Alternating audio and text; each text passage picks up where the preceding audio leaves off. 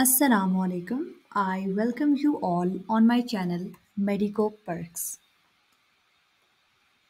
So today in this video I'm going to share some tips with you guys to successfully clear out this test, which is MDCAT. First of all, let me introduce myself to you that I'm a first year MBBS student, and today I'm here to guide my dear juniors regarding the routine which I followed during my MDCAT days, which helped me achieve the milestone by securing 172 marks with 90.4% aggregate and 92.25% in NUMS. So let's get started. So basically, before moving on to the next steps, हमें ये पता होना चाहिए कि what is MDCAT, what is it about, and what is included in it. So it is basically an eligibility test that you have to pass in order to get admission in a med school, whether in MBBS या फिर आप apply करें BDS के लिए, both streams. So let's talk about weightage. Metric score is also counted here. It's least here, but still 10% is counted here. And your FSC score, most importantly, it's 40%. While making aggregate, 40% of your FSC score is included in it. And when we talk about your MDCAT score, that is 50%, the most important of all. That makes your that just upgrades your aggregate to a higher level. So let's talk about some pro tips. If you are a pre-medical student who has not yet given board exams या फिर आप अभी 11th में हैं या फिर 12th grade में हैं, then don't worry for MDCAT. अभी से ज़्यादा टेंशन लेने की बिल्कुल भी ज़रूरत नहीं है, and concentrate first on your board exams because 40% FSC score consider होता है and 40% is a big thing. It is a big game changer for you in this entire process. But there's one thing जिस पर मैं आपको बताना चाहूँगी that you can do. That is to have a look at MDCAT syllabus when you are in 11th class or in 12th class and prepare the mentioned MDCAT topics very well while you go through them for your board exams भी. तो वो जो mentioned topics हैं MDCAT syllabus के, उनको बहुत अच्छे से आप देखें और जितना हो सके उनसे अच्छे से वो सारी प्रैक्टिस कर सकें, करें MCQs की प्रैक्टिस, बिकॉज ये it will not only help you in MDCAT but in board exams as well, क्योंकि इसका कोई नुकसान नहीं है ना आपको आपका एक्स्ट्रा टाइम लग रहा है, बल्कि बोर्ड के लिहाज से भी आपकी अच्छी तैयारी हो जाएगी उन टॉपिक्स एक्स्ट्रा करेंगे जब आप, और मेक श्योर कि आपके कॉन्सेप्ट्स क्लियर हो उन टॉपिक्स के बारे में भी और आपकी प्रैक्टिस बहुत अच्छी हो MCQs के बारे में के लिहाज से, सही है. And so next let's move on to the objectives. So for objectives, there are some points that you guys have to keep in your mind. वो ये है कि you should have an excellent grip on your FSC textbooks. क्योंकि उनका 40% लग भी रहा है वैसे भी FSC स्कोर का, और वैसे भी FSC का ही नॉलेज काउंट होता है, उसी से रिलेटेड MCQs आते हैं टेस्ट में. And your concepts most importantly, हमेशा बुक की चीज़ें नहीं आती, समटाइम्स कॉन्सेप्ट से भी MCQs आते हैं. So your concept should be very crystal clear in science subjects particularly if I talk about. And before preparing for it, you should have a know-how of syllabus and prepare according to the topics mentioned, which are advised to you by PMC या फिर PMDC जो भी उस time होगी आपकी. और the fourth pro tip वो ये है कि solving as many MCQs as you can. किसी भी, चाहे वो कोई भी टॉपिक हो, जब आप बहुत सारे MCQs प्रैक्टिस कर लेते हैं तो आपका एक विजन जो है ना ब्रॉड हो जाता है उस पर्टिकुलर उस चीज़ के बारे में. सो काफ़ी अच्छा पॉइंट है कि आप जितनी ज़्यादा MCQs पे आपकी ग्रिप हो जाएगी तो आपको उतने अच्छे से अपने लाइक रिवीजन में भी आसानी होगी और आपके कॉन्सेप्ट्स भी अच्छे होंगे और आपकी प्रैक्टिस अच्छी होगी तो आप उस डे पे ना बहुत अच्छा परफॉर्म कर सकेंगे और आपको जो रियल टेस्ट है ना वो फिर ईजी लगेगा as compare to the practice test and all that. और जो रियल टेस्ट है काफ़ी बैलेंस लेवल पे आता है, इतना कोई मुश्किल नहीं होता, तो डोंट वरी फॉर इट. अगर आपकी तैयारी अच्छी है तो you can do it. Next let's move on to the most frequently asked question, जो कि काफ़ी स्टूडेंट्स मुझसे पूछते हैं कि क्या अकेडमी नेसेसरी है इसके लिए कि नहीं. So there are two paths basically जो स्टूडेंट्स फॉलो करते हैं. कुछ अकेडमी ज्वाइन करके भी क्लियर कर लेते हैं, कुछ सेल्फ स्टडी पे भी क्लियर कर लेते हैं, लेकिन इनकी दोनों पाथ्स को लाइक बिल्कुल उनको उन पे चलने के लिए व्हाट थिंग्स आर नेसेसरी, तो वो मैं आपको बताना चाहूँगी कि अगर if you have joined academy then stay consistent with the lectures जो टीचर्स गिव, यानी ऐसे एब्सेंट हो रही हो आप या no don't do like that. Revise daily what you learned and after returning home, get back to your study after taking some rest. And start preparing for the next day's test by first going through your own board textbook, then solving its respective MCQs from any practice book या फिर online platform. Personally academy का ही path था, तो मैं आपको बताना चाहूँगी कि मैंने खुद personally I went to KIPS coaching academy. And second point is self study. Some students prefer कि लाइक अकेडमी में काफ़ी टाइम वेस्ट होता है तो हम सेल्फ स्टडी कर लेंगे, ठीक है, वो बात भी अच्छा है, लेकिन उसके लिए भी कुछ certain things are meant to be kept in your mind. वो ये है कि if you think that you can opt self study track, then don't rely entirely on yourself, and make sure कि आप साथ साथ कोई ऑनलाइन सेशंस भी ज्वाइन करें एमडी कैट के लिए, और प्रॉपर उनको स्टार्ट से ज्वाइन किए रखें। जब आपको टेस्ट आ रहे हों, उनकी डिस्कशंस हो रही हो टेस्ट की, तो that will help you a lot. Like personally मैंने खुद क्योंकि प्री मेड को यूज़ किया हुआ है, उनके एमसीक्यूज बैंक से काफ़ी प्रैक्टिस की हुई है अपने लास्ट डेज में।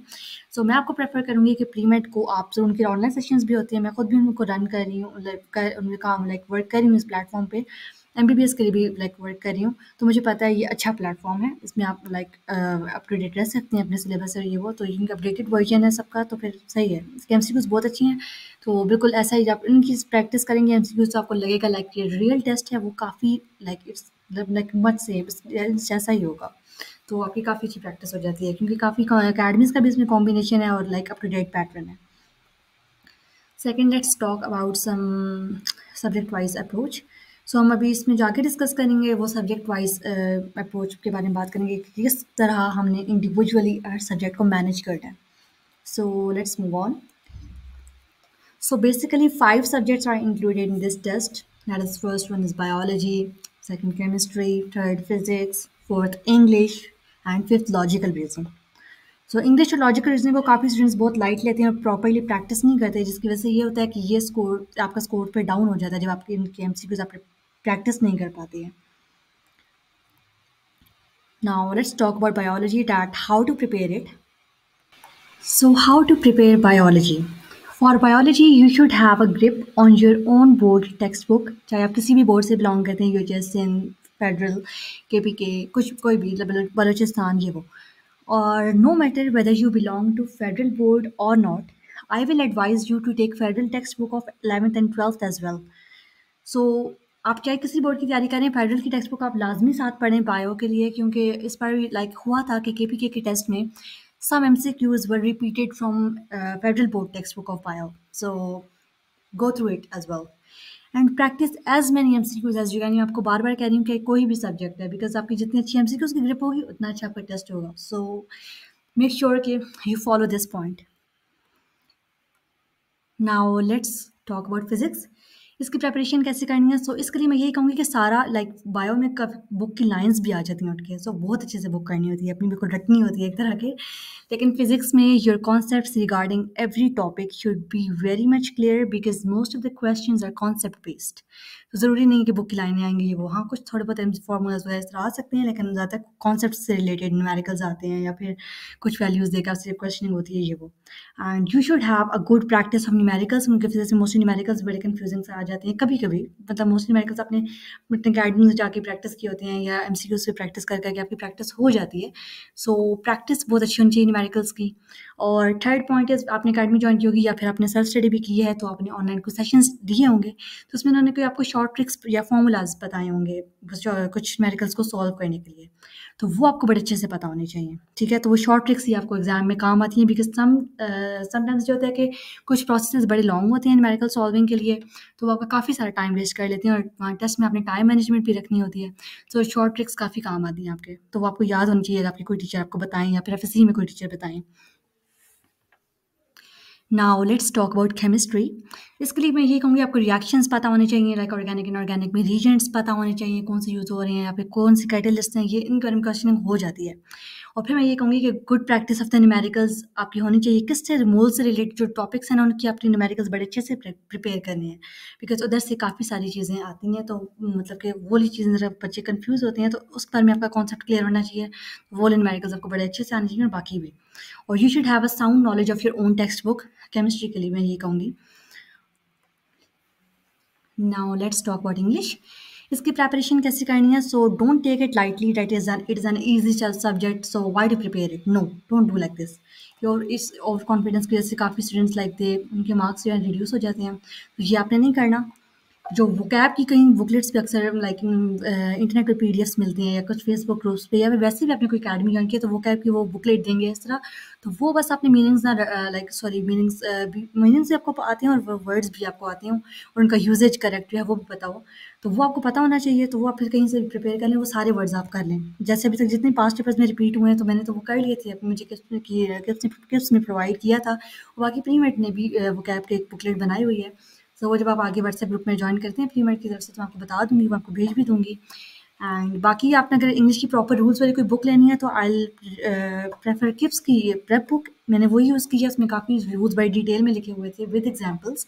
तो मैंने पहली बार तो सारी वो बुक पढ़ी थी इंग्लिश के लिए भी, और मैंने शॉर्ट लिस्टिंग कर ली थी एंड डेज़ के लिए, क्योंकि वो बुक बहुत बड़ी थी और मैंने कही थी कि इंग्लिश के लिए I should not waste my time, क्योंकि मोस्ट ऑफ द टाइम लग जाता था बड़ी सी बुक लाइक रीड करने में। तो मैंने एंड डेज़ के लिए ना उसकी लाइक शॉर्ट लिस्टिंग कर ली थी मेन रूल्स की। तो वो मैं पीडीएफ अटैच कर दूँगी वीडियो के डिस्क्रिप्शन में, और तो फिर आप वहाँ से देख लीजिएगा। और फिर इसके लिए मैं ये कहूँगी कि solve the MCQs related to every rule so as to get an idea of real exams questions like sentence structure में सब्जेक्ट वर्ब एग्रीमेंट के जो एमसीक्यूज़ हैं वो आप अच्छे से प्रैक्टिस करें।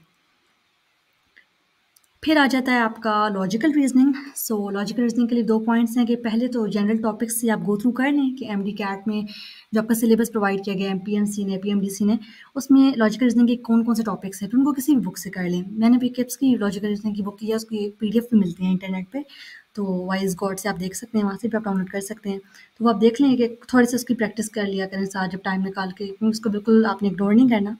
और solve questions from past papers और any MCQ book logical reasoning के लिए, ताकि आपका एक हाथ बैठा हो उन क्वेश्चंस पे, ताकि जब रियल टाइम जब आपका एग्जाम हो तो आपको इतना प्रॉब्लम ना हो लॉजिकल रीजनिंग कोई आगे पीछे क्वेश्चन आ जाए तो। और एमसीक्यूज़ की प्रैक्टिस रिसोर्सेज क्या हैं, तो मैंने तो खुद तो प्रैक्टिस बुक से की थी किप्स की, और ये भी आपको उनके पुराने वर्जन्स किसी भी अकेडमी की लाइक उससे स्टेशनरी से मिल जाएंगे अराउंड ईजिली। और बाकी सेकंड में मैंने जो लास्ट 2 वीक्स से ना उनमें मैंने प्री मेड के एमसीक्यूज़ बैंक को बहुत ज़्यादा प्रैक्टिस किया था। और अगर आप चाहते हैं कि आप अपने इंडेक्स में प्री मेड के एमसीक्यूज़ बंडल को परचेज़ करें डिस्काउंटेड प्राइस में, तो वहाँ पे आप मेरा चेकआउट पे कोई भी आप बंडल ले रहे हो एमसीक्यूज़ का, तो उस पे आप चेकआउट पे एम लाइबा यूज़ कर सकते हैं, तो उसके लिए फिर आपको डिस्काउंट भी मिल जाएगा इन पे। Now let's talk about my MD CAT routine. वो ये थी कि मैं किप्स गई थी and I stayed consistent throughout the process, और डेली बेसिस पे I used to prepare my test first from my own textbook, और फिर मैं जो लेक्चर था जो मेरे सर ने दिया होता था रोज़ उसको भी देखती थी। एंड आफ्टर प्रिपरेशन मैं बहुत सारी एमसीक्यूज़ को प्रैक्टिस करती थी अपनी उनकी बुक से जो एमसीक्यूज़ की थी ये वो, और in this way I was well prepared for the next day's test. This whole routine went on for more than 2 months because हमारा तो टाइम भी डिले हो गया था। And in my last days, I revised the whole course. So last days मैंने सारा course भी revise कर लिया था। So I switch to practicing the MCQs bank of premed PK उनकी वेबसाइट से जाके। मैंने कहा थोड़ा चेंज भी होना चाहिए और थोड़ा लाइक मुझे और बातों का पता होना चाहिए। बाकी मैं ज़्यादा संडे टेस्ट बहुत ज़्यादा प्रैक्टिस नहीं किए थे, मैंने बहुत कम प्रैक्टिस किए हैं बट बहुत कम। और प्रीमेड का मैं इसलिए कहूँगी कि उनका एमसीक्यू स्टाइल बहुत अपडेटेड है और बिल्कुल लाइक ओरिजिनल टेस्ट जो आप फेस करते हैं रियल टाइम में उन जैसा ही है, तो बड़ा स्टैंडर्डाइज्ड उनका डिफ़िकल्टी लेवल भी है। So it's a good thing. And if you are an MD-CAT aspirant wishing to practice MCQs bank of pre-med like I did, तो फिर आप वो प्रोमो कोड यूज़ कर सकते हैं, मैंने आपको पहले भी बताया। कुछ यूट्यूब चैनल्स की हेल्प है जो मैंने जैसे कंपाइल की हैं आपके लिए। फिज़िक्स का मंजन ये क्या है सिंध बोर्ड के लिए, फिज़िक्स इन सेकंड्स है, ऑल बोर्ड्स के लिए है, और प्लस ये एमडी-कैट के लिए बहुत फ्रूटफुल है। फिज़िक्स वाला का तो सबको ही जानते हैं, सभी इसको जानते हैं, लगी बड़ा अच्छा है कॉन्सेप्ट्स बिल्ड करने के लिए इंडियन चैनल है। For chemistry sir Naseem Zulfiqar हैं, सारे बोर्ड्स के लिए ये सही है लेकिन सिंध के लिए स्पेशली और एमडी-कैट के लिए काफ़ी सही है। और chemistry by professor Javed Iqbal, ये स्पेशली फेडरल बोर्ड के लिए। एंड बायोलॉजी के लिए नीम हाकिम है sorry, and it is effective all across all boards. And power of knowledge academy ये भी है एक, and it is ideal for federal board and MD-cat. So I find them to be very diverse and comprehensive resources for various boards and examinations. Last advice and last but not the least is के be confident on your own preparation. कभी भी compare नहीं करना आपकी यार उसकी दूसरे student की मुझसे ज़्यादा है तो मतलब मेरा नहीं होगा, नहीं। B confident on your own preparation and never ever compare your self with your classmates और विद योर फ्रेंड्स और any one else. Trust Allah and have trust on His great plans as well. Do your best and rest leave on Allah. Conclusion is कि prepare well according to the provided syllabus, do a lot of more MCQs practice और अपना best दें आप, and after giving your 100% बस अल्लाह ताला पे trust करें, result उसी तक छोड़ दें आप. फिर I wish you all best of luck for your tiring journey ahead, and for more guidance and MDCAT related stuff you can join my WhatsApp group and its link is in the description box below in this video. Okay, so I thank you all. और बाकी for the next videos I try कि मैं nums की guidance पे भी बात करूं और कुछ और भी अपनी रूटीन को मैनेज करने के वो बताऊं. So stay updated with me, subscribe my channel and like this video. खुदा हाफिज़, टेक केयर.